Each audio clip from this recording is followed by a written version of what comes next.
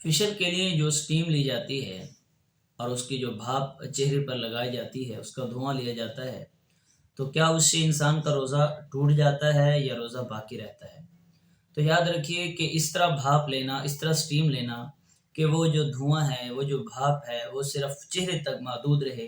نہ انسان اس کو اپنے حلق میں لے جائے اور نہ ناک کے ساتھ سونگھ کر اسے دماغ تک پہنچائے، تو ایسی صورت میں وہ بھاپ لینا جائز ہے، روزہ نہیں ٹوٹے گا۔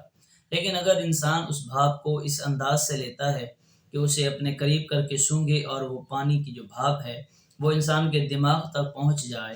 یا اس کے حلق تک پہنچ جائے، اسے محسوس ہو کہ وہ اندر لے کے جا رہا ہے، تو اس سے انسان کا روزہ